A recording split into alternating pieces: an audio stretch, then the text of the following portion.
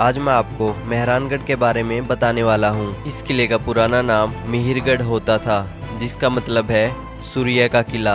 बदलते बदलते इसे मेहरानगढ़ बोला जाने लगा। ये किला 1200 एकड़ में फैला हुआ है। इस किले के चारों तरफ एक दीवार बनाई गई है, जिसकी लंबाई 10 किलोमीटर है। ये दीवार 70 फीट तक चौड़ी और 120 फीट तक ऊंची है। ये किला भारत में पाए जाने वाले भव्य और विशाल किलों में से एक है।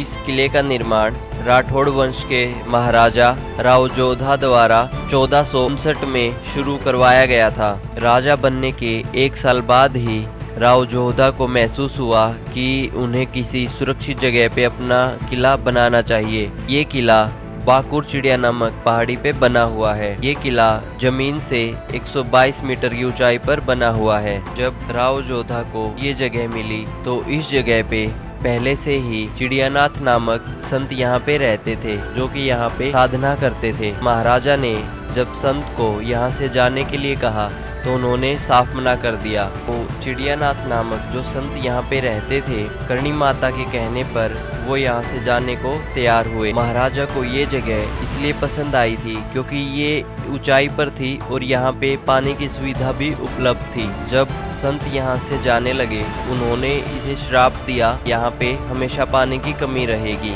इसीलिए इस किले को श्रापित किला भी कहा जाता है। इस किले की नींव करणी माता द्वारा रखवाई गई थी। किले के अंदर जाने के लिए हमें 8 दरवाजों को पार करके जाना पड़ता है, जो कि हैं जयपोल, फतेह पोल, गोपाल पोल, डेढ़ कांगड़ा पोल, अमृति पोल, पोहा पोल और सबसे आखिर में है सूरज पोल। इस किले में ऊपर जाने के लिए लिफ्ट की सुविधा भी अब उपलब्ध करवा दी गई है। इस किले के मुख्य द्वार का नाम है जयपोल, जो कि सबसे बाद में बनवाया गया था।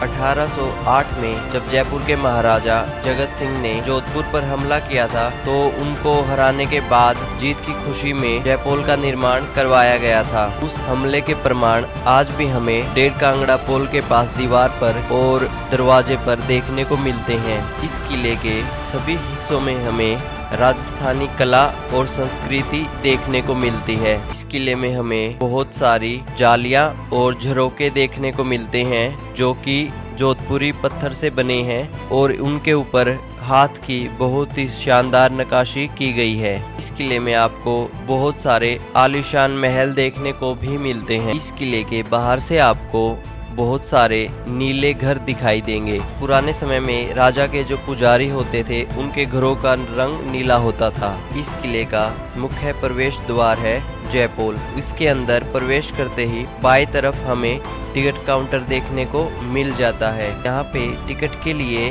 पर पर्सन 200 रुपए देने पड़ते हैं। टिकट लेने के बाद जब हम अंदर जाते हैं तो हमें देखने को मिलते हैं फतेह पोल, गोपाल पोल, डेढ़ कांगड़ा पोल, जिसके बारे में मैंने अभी अभी आपको बताया था।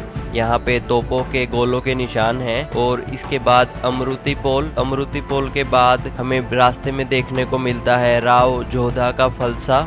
इसके बाद आता है लोहा पोल किले में घुसने के लिए आखिरी बड़ा पोल है, तो ये सुरक्षा की दृष्टि से बहुत ही महत्वपूर्ण था। इसीलिए इसको तीव्र मोड़ पे बनाया गया है, ताकि दुश्मन एकदम तेजी से सीधा हमला ना कर सके। इसके बाद आता है सूरज पोल। तो सूरज पोल के अंदर प्रवेश करके कुछ सीढ़ियों से चढ़ के हम पहुंच जाते हैं पैलेस कॉम्प्लेक्स में, जिसे श्रृंगार चौक भी कहा जाता है।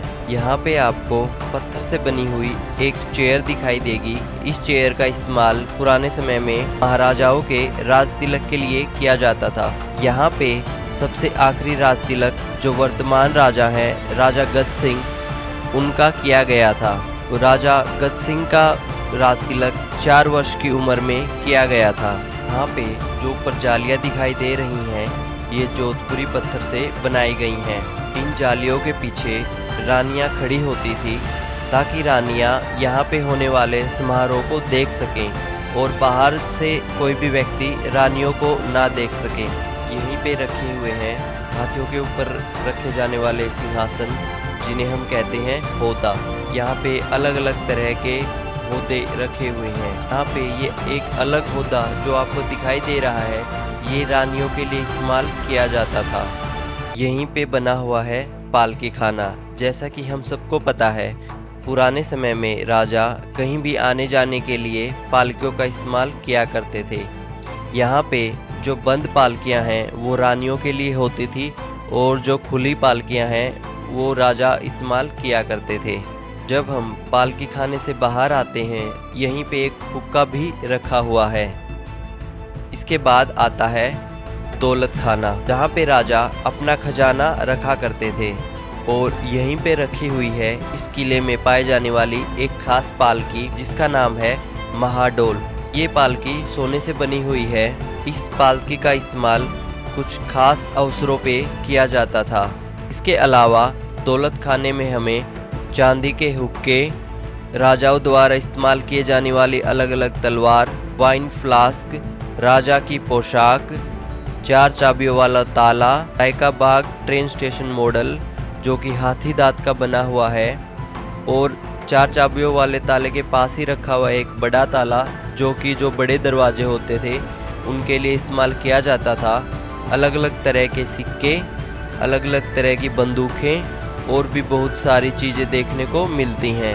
यहाँ पे मुग़ल बादशाह अकबर की तलवार भी रखी हुई है।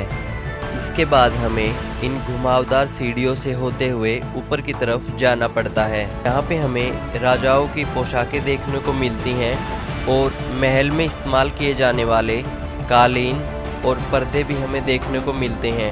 यहीं पर हमें टेंट भी देखने को मिलते हैं जिनका इस्तेमाल राजा जब यात्रा के लिए जाते थे तब किया जाता था।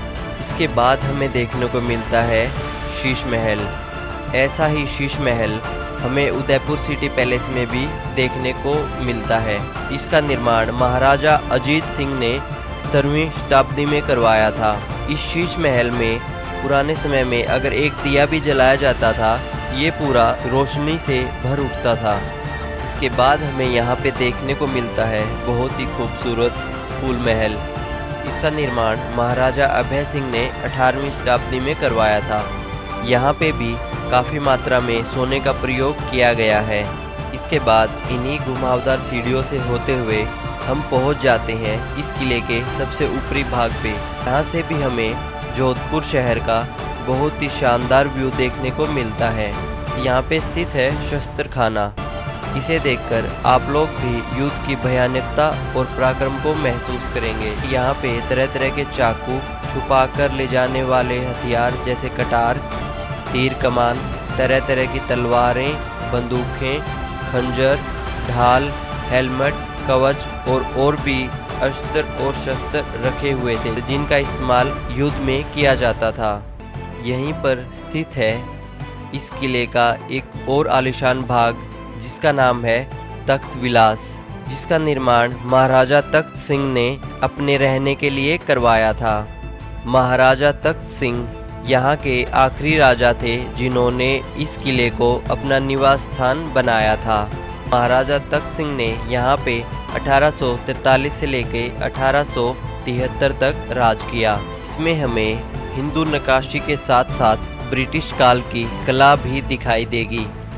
यहाँ पे जो बेड के ऊपर पंखा लगा हुआ है, इसे दूसरे कमरे में बैठकर हाथों से खींचा जाता था। यहाँ पे जमीन पर कारपेट का इस्तेमाल नहीं किया गया है। यहाँ पे जमीन पे पेंटिंग बनाई गई है। इसके बाद हमें यहाँ पुराने समय में इस्तेमाल की जाने वाली नक्काशीदार दरवाजे और खिड़कियाँ देखने को मिलती हैं।